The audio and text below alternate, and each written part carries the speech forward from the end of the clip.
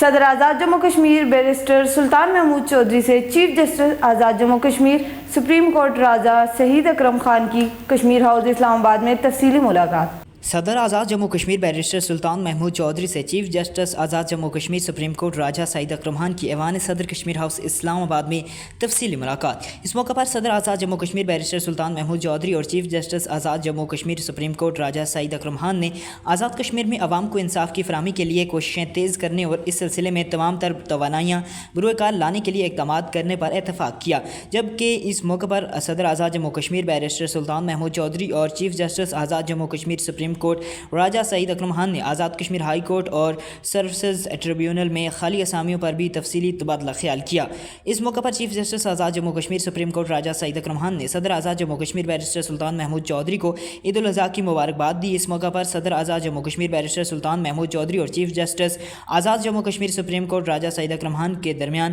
باہمی دلچسپی سمیت دیگر امور پر بھی تبادلہ خیال کیا گیا۔